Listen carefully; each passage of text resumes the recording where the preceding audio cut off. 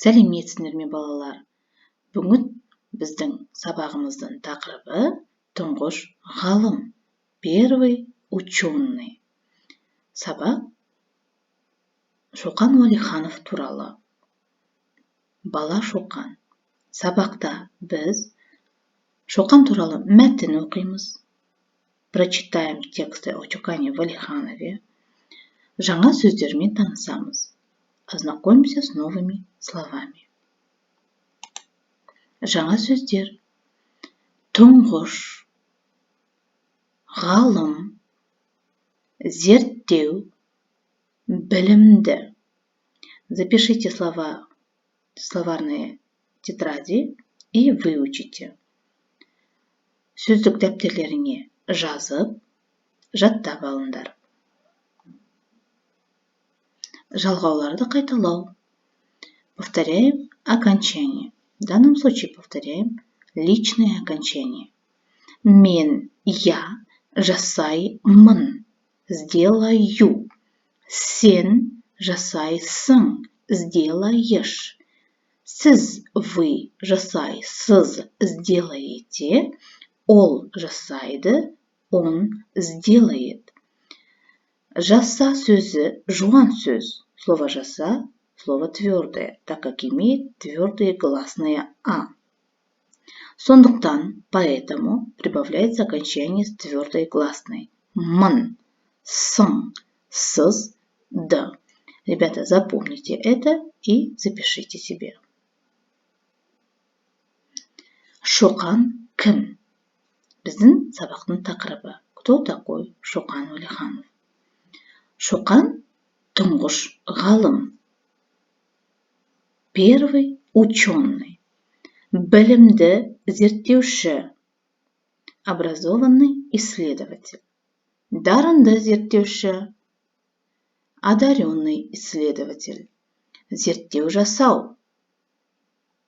Проводить исследования. Оқылым.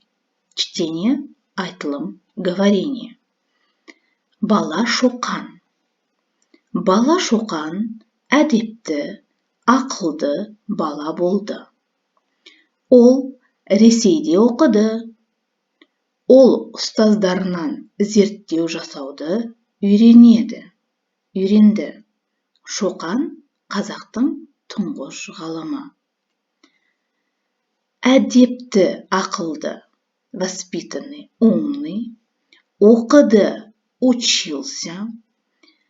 Зерттеу жасауды үйренді. Научился проводить, делать исследования. Тұңғыш ғалымы. Первый ученый. Балалар. Бала Шоқан қандай бала болды? Бала Шоқан әдепті, ақылды бала болды. Ол қайда оқыды? Қайда? Где? Ресейде оқыды.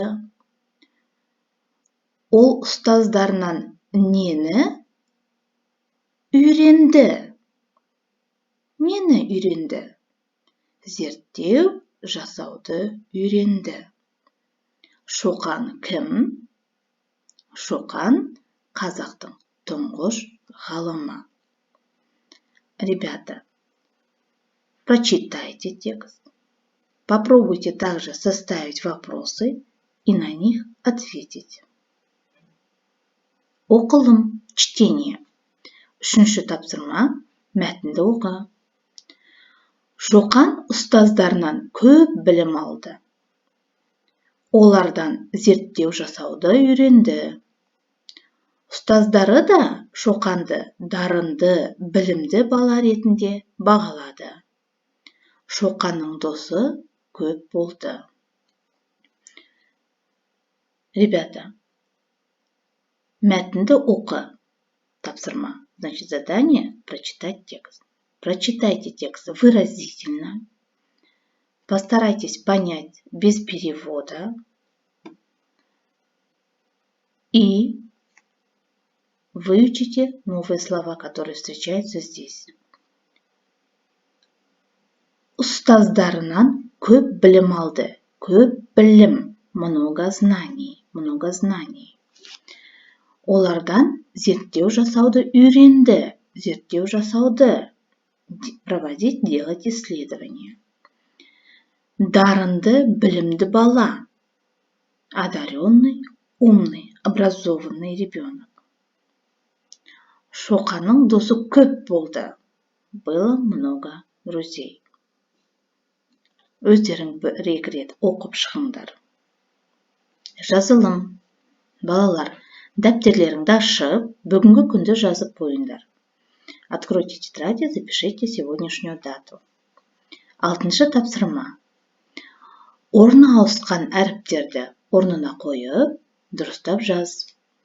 Даны слова, где орны местами перепутаны буквы. Вы должны их правильно записать и перевести.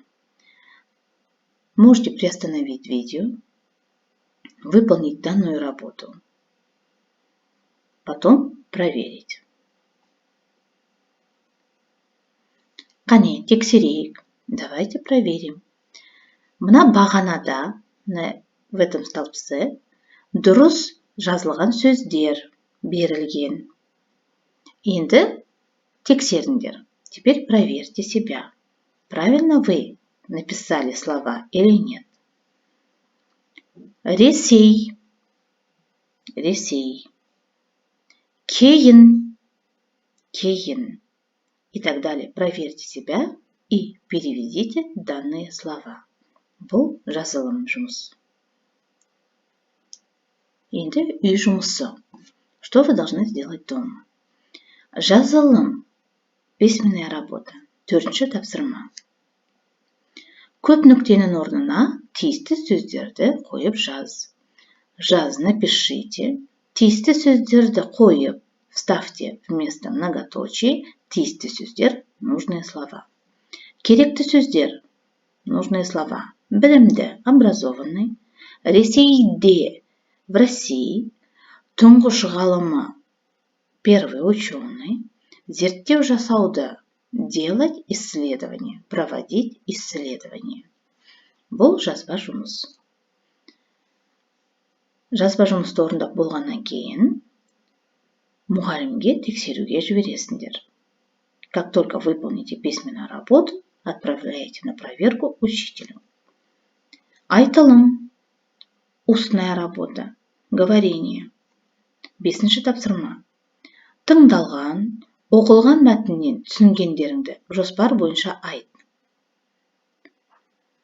По плану расскажите, что вы поняли из того, что вы сегодня услышали и прочитали. Работа по пройденным текстам.